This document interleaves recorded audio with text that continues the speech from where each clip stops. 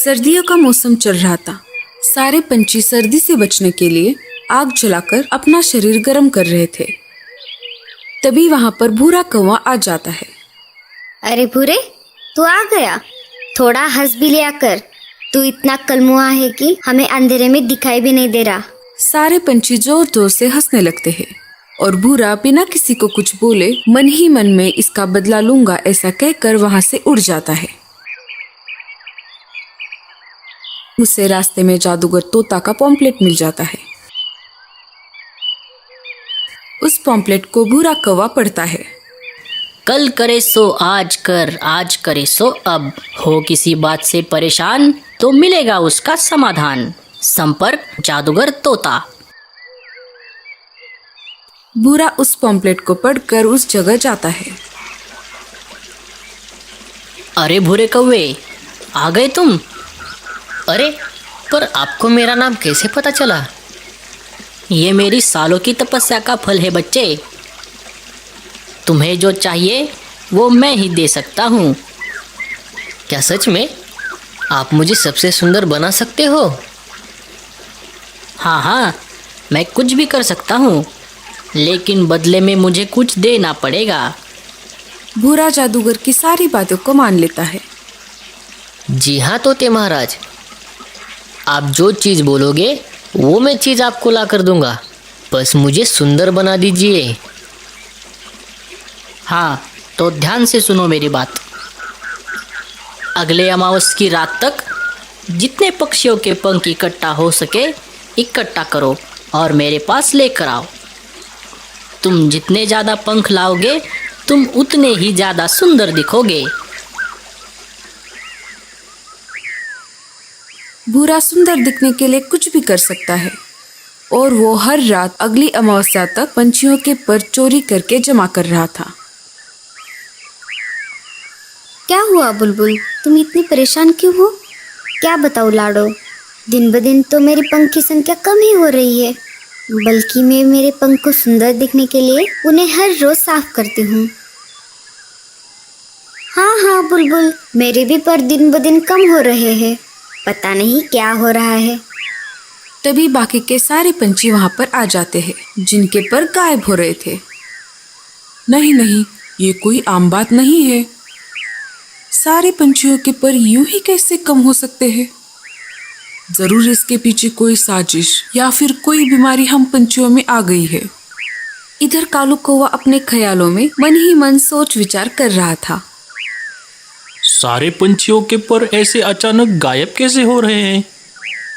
लेकिन मेरा तो एक भी पंख गायब नहीं हुआ।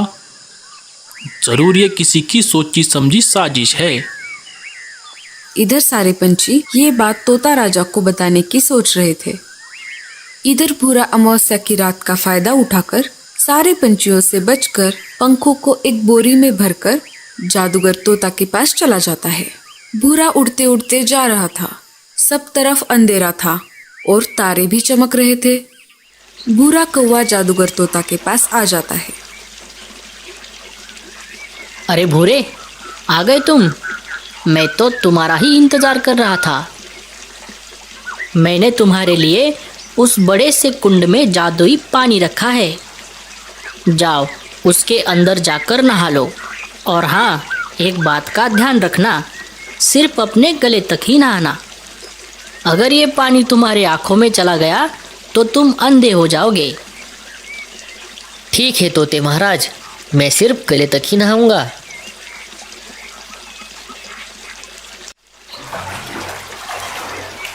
भूरा कौवा जादूगर तोता के बताए हुए विधि के अनुसार नहाकर आता है। जैसे जादूगर तोता ने कहा वैसे ही भूरा कौवा ने किया। आ गए तुम नहाकर? अब अपनी आंखें बंद कर लो और मेरे कहने से पहले आंखें मत खोलना। और जादूगर तोता अपना जादुई मंत्र पढ़ता है। श्रिंग विंग सर्वलिंग भूत भविष्य वर्तमान बदलिंग। भूरा कौवा है जो सबसे कच्चा, बन जाए जंगल में सबसे सुंदर और अच्छा। और जादूगर तोता सारे पंखों को भूरे की ओर फेंक देता है। इधर सारे पंछी तोता राजा के महल में आ जाते हैं। लेकिन पता नहीं क्यों तोता राजा तो बहुत ही उदास थे। महाराज, क्या हुआ? आप इतने परेशान क्यों हो? हम हमारी समस्या को लेकर आपके पास आए थे, लेकिन आप तो किसी दूसरे ही समस्या में दिख रहे हो। लाडो, मुझे विरासत में मिला हुआ राजमुकुट चोरी हो गया है। इस वजह से मैं मेरा राजा का अधिकार खो चुका हूँ। मेरे मुकुट के बिना मुझे कौन राजा कहेगा? आप चिंता मत करो राजा जी, मुझे समझ में आ गया है कि चोर कौन है। जरूर ये चोर मेरा भाई भूरा ही है। मुझे शुरू से ही उस पर शक हो रहा था। जब से मुझे समझ में आ गया कि मेरे ही पंख क्यों नहीं गायब हो रहे। अगर ऐसी बात है तो मैं एक सेना की टुकड़ी अभी भेज देता हूँ। राजा जी के कहने पर कुछ सैनिक भूरे को खोजने के लिए निकल पड़ते हैं। इधर भूरा अपने नए पंख से खुश होकर उछल कूद कर रहा होता है। अरे भूरे, जैसे मैंने तुम्हें सुंदर बनाया है, मैं तुम्हें तुम्हारे पहले रूप में भी ला सकता हूँ। नहीं नहीं, ऐसा मत कीजिए जादूगर तोता जी। आपने जैसे कहा वैसे ही मैंने किया। मैंने चुपके से जाकर राजा जी का मुकुट चोरी कर लिया है। ये लीजिए। इतना बोलकर राजा जी का मुकुट जादूगर तोता को दे देता है। जैसे ही जादूगर तोता वह मुकुट पहन लेता है, राजा की सारी शक्तियाँ उसके अंदर आ जाती है। ऊपर से राजा जी के सैनिक आ रहे थे, वो उस जादूगर को देख लेते हैं।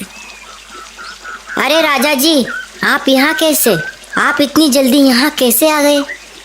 जादूगर तोता राजा जी का जुड़वा भाई था, जो कि राजा की तरह दिखता था और उसके अंदर एक अलग ही चमक आ गई थी। हाँ, मुझे अब मेरा मुकुट मिल चुका है। चलो, अब मुझे मेरे महल में लेके चलो।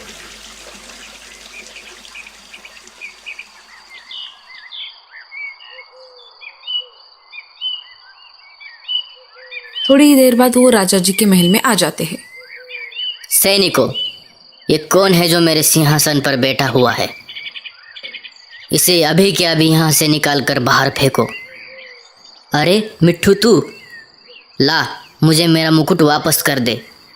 तुझे तो पिताजी ने जंगल से बाहर निकाल दिया था। नहीं नहीं, मैं कोई तुम्हारा भाई वाई नहीं हूँ। हट जाओ मेरे सिंहासन से। इधर कालू कौवा और लाडो सब देख रहे थे। तभी कालू को एक आइडिया आता है। रुक जाओ, मुझे पता है असली राजा कौन है। सारे पंछी कालू की तरफ देखने लगते हैं। असली वाला मुकुट मेरे पास है, जो मैंने भूरे के घर से चुपके से चुरा लिया था और मेरे पास रखा था। ये बात सुनकर सब चकित हो जाते हैं। क्या? यह नहीं हो सकता। इतना बोलकर जादूगर तोता अपना मुकुट जमीन पर फेंक देता है और उस मुकुट को लाडो हवा में ही कैच कर लेती है। ये लो महाराज, आपका मुकुट। ऐसा कहकर लाडो असली वाले राजा को वह मुकुट दे देती है। कालू कौवे, तूने मेरा भांडा फोड़कर अच्छा नहीं किया। मैं इसका बदला जरूर लूंगा। सैनिकों, इस बेरुपये तोते को काल कोठरी में डाल दो। राजा जी को अपना मुकुट वापस मिल जाता है और सारे पंछी खुशी से अपने घोंसले की तरफ निकल पड़ते। थोड़ी ही देर बाद तेज बारिश शुरू हो जाती है। इधर भूरा कौवा अपनी सुंदरता में मस्त मगन होकर नाच रहा था। अरे मैं तो सुंदर बन गया।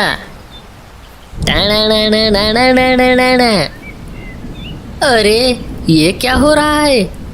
मेरे सारे पंख ये नीचे कैसे गिर रहे हैं? मेरे सारे पंख निकल क्यों रहे हैं? अरे उस जादूगर ने तो मुझे फंसा दिया। ये तो ग्लू का पानी था। अरे उसने मेरे ही पंख लेकर मुझको ही चिपका दिए। भूरा जोर जोर से रोने लगता है। तो दोस्तों, कैसी लगी आपको हमारी ये कहानी? हमें इस कहानी से ये सीख मिलती है कि हमें जैसे इस प्रकृति ने बनाया है, हमें वैसा ही रहना होगा। ज़्यादा लालच किसी काम का नहीं। आपको हमारी ये कहानी कैसी लगी? हमें कमेंट्स में ज़रूर बताना।